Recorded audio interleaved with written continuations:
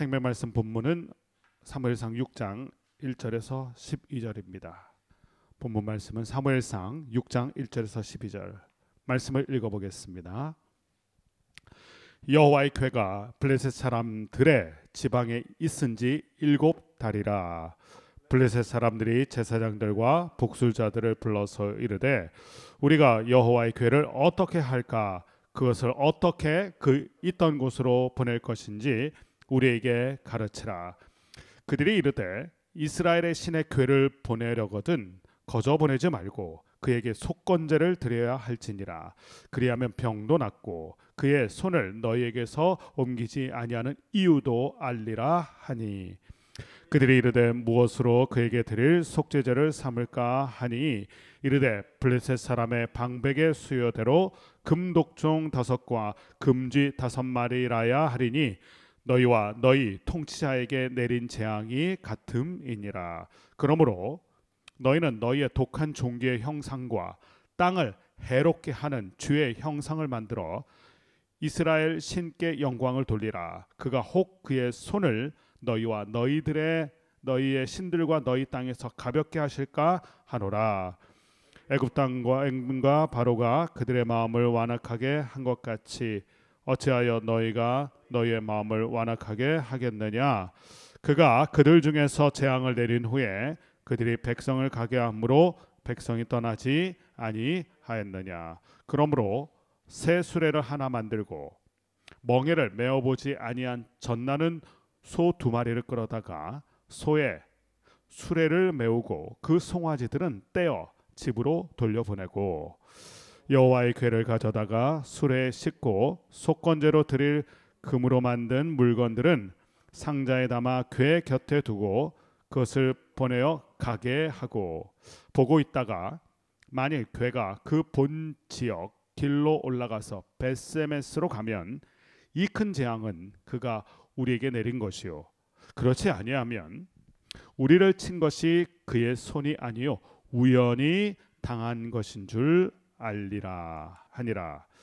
그 사람들이 그같이 하여 젖나는 소 2를 끌어다가 수레를 메우고 송아지들은 집에 가두고 여호와의 궤와 및 금쥐와 그들의 독종의 형상을 담은 상자를 수레 위에 실으니 암소가 벳세메스 길로 바로 향한 대로 가며 갈 때에 울고 좌우로 치우치지 아니하였고 블레셋 방백들은 벳세메스 경계선까지 따라가니라. 아멘. 오늘 말씀은 어제 말씀에 이어서 빼앗긴 언약궤에 대한 말씀입니다. 전쟁 중에 이스라엘 백성이 그토록 소중하게 여기던, 어떻게 보면 이스라엘의 국보위로 하나님의 임재의 상징인 이 언약궤를 블레셋 사람들에게 빼앗겨 버립니다. 마음은 너무 안타깝지만 이스라엘 백성으로서는 할 수 있는 게 없습니다. 속수무책이죠. 아주 무기력합니다. 그런데 놀랍게도 빼앗긴 그 언약궤가 블레셋 땅을 휘집어 놓기 시작합니다. 2가지의 사건이 어제 있었죠. 첫 번째는 다곤 신당, 그 다곤 신 앞에 두었던 언약궤. 그런데 전세가 역전되어서 다곤 신이 언약궤 앞에 꼬꾸라지는, 마치 엎어져서 경배를 드리는 듯한 모습으로 엎어져 있는 것 보았고요. 더 나아가 엎어진 것뿐만 아니라 그 다음날 가보니까 목과 손목이 잘리는, 이것은 패배자가 경험하는 수치인데 다곤 신당의 다곤 신이 그런 모습으로 언약궤 앞에 있던 것입니다. 그러니 블레셋 사람들, 수호신으로 여겼던 다곤 신이 그런 모양으로 엎어져 있는 것, 손목이 잘리고 목이 베어 있는 것 보면서 블레셋 사람들은 당황하기 시작합니다. 이게 뭔가 분명한 사인이란 걸 알게 된 거죠. 하나님의 진노의 사인. 더 나아가서 이 언약궤가 있는 곳마다 하나님의 손이 쳐서 재앙이 임하기 시작합니다. 아스돗 땅에 재앙이 임했습니다. 그래서 얼른 가드로 피했더니 또 가드 땅에 재앙이 임했습니다. 에글론으로 옮겨봤더니 또 거기서도 재앙이 임했습니다. 어찌된 일인지 언약궤가 가는 곳마다 이 재앙이 쏟아지는 겁니다. 마치 태풍이 훑고 지나간 것처럼 언약궤가 있는 자리마다 쑥대밭이 됩니다. 이것을 통하여 깨달은 게 있죠. 우연이 반복되면 필연이다. 우연한 사건인 줄 알았어요. 근데 이것이 반복되니까 아, 이게 메시지구나. 하나님의 사인이구나. 하나님의 진노이구나.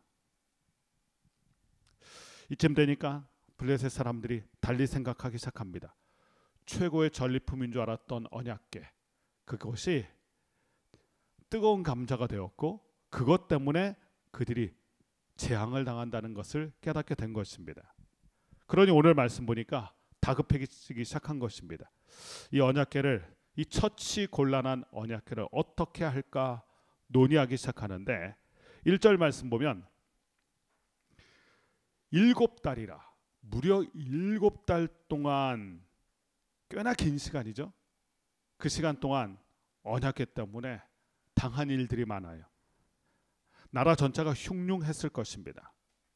그래서 견디다 못해 그들의 최고의 전문가, 오늘 말씀 보면 제사장과 복술자들, 그들을 불러서 회의를 하기 시작하는데 이 언약궤를 어떻게 할까? 그들의 결론이 이렇습니다. 첫 번째, 있던 곳으로 돌려보내야 한다. 이게 아주 중요하죠. 언약궤가 있던 자리는 어딜까요? 이스라엘 땅입니다.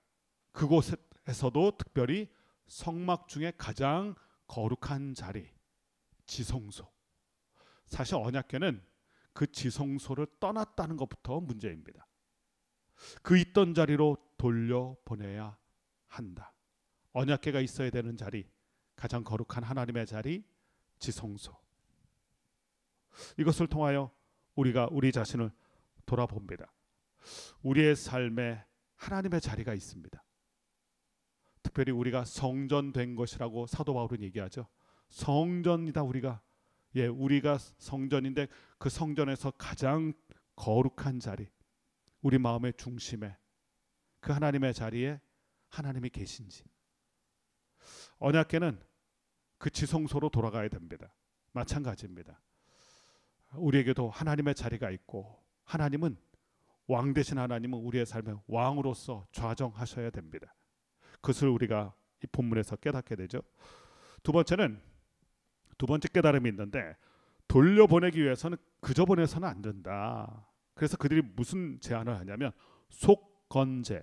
3절 말씀 보면 이 속건제가 등장합니다. 이스라엘에 5대 제사가 있었죠. 그 5대 제사 중에 특별히 속건제가 있는데, 이 속건제는 성물, 거룩한 하나님에 대한 성물에 대한 범죄나 신성 모독을 했을 때 그것을 죄로 고백하면서 하나님 앞에 예배, 즉 제사를 드리는 것입니다. 아주 중요한 깨달음을 얻게 된 거죠. 하나님의 언약궤 함부로 다룬 것이 죄인 것을 알았다는 겁니다. 이 두 가지 깨달음이죠. 하나님의 자리로 돌려보내야 된다. 그리고 하나님의 것을 함부로 대했다는 게 큰 죄였다. 그래서 하나님의 손이 우리를 치시는 것이다. 이 중요한 두 가지 깨달음을 깨닫게 되었다는 것입니다. 블레셋 사람들이. 여기서 우리는 이스라엘 사람들도 한번 생각해 보게 됩니다. 과연 이스라엘 백성들은, 그 언약궤를 대했던 이스라엘 백성들은 합당하게 이스라엘 백성들이 대했는가? 그렇지 않았죠. 이스라엘 백성들도 굉장히 큰 문제가 있었습니다. 하나님의 언약궤를 마치 그들의 성공을 보장해주는, 그들의 출세를 보장해주는, 그들의 승리를 보장해주는 부적 취급했다는 것. 전쟁터에 하나님의 언약궤를 가져갔다, 그런 그 믿음 있는 모습이 아닙니다. 하나님을 이용한 모습이죠. 하나님은 우리가 섬겨야지 이용할 대상이 아닙니다. 그러니까 이스라엘 백성들도 사실 언약궤를 함부로 다룬 거죠. 블레셋 사람뿐만이 아니라 이스라엘 백성들도 그들의 승리와 출세와 영광과 성공을 위해서 하나님을 이용했던 것, 그들도 큰 죄를 지었던 것입니다. 이렇게 블레셋 사람들, 언약궤는 있던 곳으로 가야 된다. 그리고 언약궤 함부로 대했던 거 큰 죄이다. 이걸 깨닫게 되어서 속건제를 드리게 되었는데 4절 말씀 보면 블레셋 사람의 방백의 수요대로 금독종 5과 금쥐 5마리로 속건제를 드렸다. 블레셋 도시가 지중해 해안을 끼고 5도시로 구성되어 있어요. 가사, 가드, 아스돗, 에글론, 에스글론, 이 5도시인데 이 5도시를 대표해서 이 5개의 금독종과 금쥐 5마리를, 그들의 우두머리 5사람이 있었을 거 아니에요. 그러니까 이 5의 속건제를 준비했던 것입니다. 그러면서 속건제를 드리는데, 그러면서 이들이 아주 중요한 고백을 해요. 6절 말씀 보면 이런 고백을 합니다. 애굽인과 바로가 그들의 마음을 완악하게 한 것 같이 어찌하여 너희가 너희의 마음을 완악하게 하겠느냐. 그가 그들 중에서 재앙을 내린 후에 그들이 백성을 가게 함으로 백성이 떠나지 아니하였느냐. 자, 이제 언약궤를 제자리로 돌려보내는데 이때 주의해야 될 게 있다는 거예요. 애굽 사람, 특별히 바로 왕이 범했던 그 실수, 그 전철을 밟아서는 안 된다. 이게 우리가 무슨 내용인지 잘 알죠. 하나님께서 내 백성을 돌려보내라.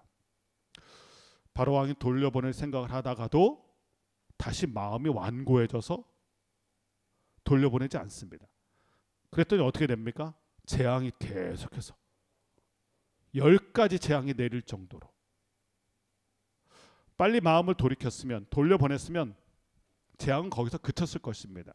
그런데 바로 왕의 마음이 완고하여서 돌려보낼 것처럼 하다가 돌려보내지 않고, 돌려보낸다고 약속했다가 또 돌려보내지 않고, 손바닥 뒤집듯이 마음을 뒤집었다가 결과는 어떻게 됐습니까? 더 큰 재앙을 당하고 말았습니다. 블레셋 사람도 그 실수로 범하면 안 된다는 겁니다. 돌려보낸다고 지금 마음 먹었는데, 그래서 속건제까지 드리고 있는데, 그러다가도 또 마음이 변해서 돌려보내지 않다가 더 큰 재앙을 맞이할 수 있다. 이것을 경고한 것입니다. 여러분, 블레셋뿐만이 아니에요. 우리도 이런 실수 많이 하죠. 잘못된 건 알아요. 그런데 고치질 않아요. 마음이 완악해져서. 하나님께서 경고하시고 알게 하시고 깨닫게 하시는 게 있어요. 그래서는 안 되지라고 마음은 먹지만, 그러나 우리의 삶은 어떻습니까? 언제 그랬냐 하는 듯이 똑같은 불순종의 모습으로 똑같은 죄악을 범하고, 그러다가 더 큰 경고를 받기도 하고, 이런 모습에서 또 이런 경고에서 우리가 깨닫게 되는 게 있어요. 하나님 말씀하실 때는요, 버틴다고 되는 게 아니에요. 빨리 버려야 됩니다. 버틴다고 되는 게 아니라 빨리 고쳐야 돼요. 빨리 버려야 됩니다. 그것을 애굽 사람의 모습을 타산지석, 반면교사로 삼아서 우리는 그런 실수를 범하면 안 된다. 자, 이제 그렇게 하나님 앞에 마음 먹었으니 마음 먹은 대로 고쳐야 된다. 1월을 지나고 2월을 지나고 있습니다. 새해를 시작하면서 이것만은 고쳐야지, 이것은 내가 다시 돌이켜야지 했던 것 있다면 2월이 시작됐는데 그거 고치고 있는지, 그거 돌아보고 있는지 우리가 다시 한번 우리를 점검해 볼 필요가 있습니다. 오늘 말씀의 후반부 7절부터 12절 말씀은 그렇게 속건제를 드리면서 이 언약궤를 돌려보내는 장면인데, 이 장면은 재밌지만 안타까워요. 7개월 동안 계속되는 재앙 때문에 결국 돌려보낼 작정도 하고 속건제도 준비하게 되는데, 마지막까지 어떻게 행동을 하냐면, 정말 이 재앙이 하나님의 진노인가 아니면 정말 우연인가, 그거 한번 테스트하겠다는 겁니다. 블레셋 사람들이 돌려보내긴 하는데, 아니 우리가 당했던 거 이거 혹시 우연 아니야? 이 재앙들 우연 아니야? 그래서 끝까지 의심하는 거예요. 그래서 그들이 준비한 것이 이렇습니다. 7절 말씀 보면 새 수레를 준비하고 멍에를 메어보지 아니하는 암소 2마리를 끌어다가 그 송아지들로 이 언약궤를 싣고 가게 한번 해보자. 이들의 제안을 한번 잘 보면 멍에를 매지 않아 봤던 소 두 마리예요. 멍에를 매면 길들여졌다는 뜻이거든요. 길들여지면 가라는 대로 갑니다. 자, 이 길 가야 돼. 근데 멍에를 매지 않은 소는요, 길들여진 소가 아니에요. 쉽게 말하면 말을 잘 안 듣습니다. 그리고 그 무거운 멍에를 매게 되면, 수레를 끌게 되면 안 지겠다고 날뛰게 되죠. 순순히 걸어갈 리도 없고 반항하고 저항하게 되어 있습니다. 두 번째, 이 젖나는 암소라고 그랬어요. 그럼 새끼가 있다는 뜻이죠. 그런데 그 새끼를 두고 가게 한다? 아무리 짐승이라도 모성 본능이 있잖아요. 모성 본능에 충실한 암소들은 송아지 때문에, 울고 있는 송아지 때문에, 젖을 달라는 송아지 때문에 가지 않습니다. 그러니까 어떻게 보면 이 블레셋 사람들이 세팅해 놓은 건, 그리고 테스트하는 건 되려고 하는 게 아니라 안 되게 하려는 거죠. 이건 우연일 거야. 하나님을 계속해서 부정하고 부인하고 싶었던 마음의 기저가 그렇다는 상태입니다.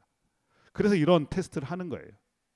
뜨거운 감자 같은 언약궤를 다시 돌려보낸다고는 하지만 그들이 당했던 모든 것이 하나님의 진노인 것은 끝까지 인정하고 싶지 않았던 것입니다. 그래서 이런 테스트까지 한 거예요. 그런데 오늘 말씀 결론을 보십시오. 수레를 끌고 가던 두 암소가 울면서 그 길을 걸어갑니다.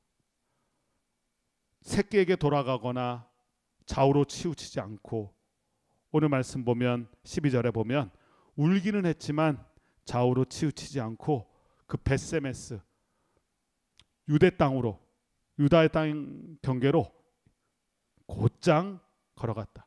이것을 보면서 우리가 무엇을 느낍니까? 블레셋 사람은 무엇을 깨닫습니까? 이게 정말 하나님의 손, 우리를 치신 하나님의 손이 분명하구나. 끝까지 부인하고 싶었어요. 어떻게 보면 완고한 마음이 될 뻔도 했습니다. 그런데 하나님께서 그거 허락하지 않으세요.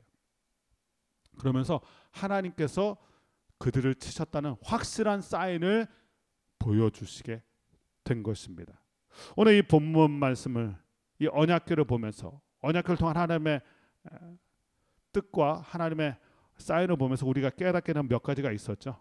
첫 번째는 언약궤가 있어야 될 자리로 돌아가야 하듯이 우리의 삶에 하나님의 자리가 있어요.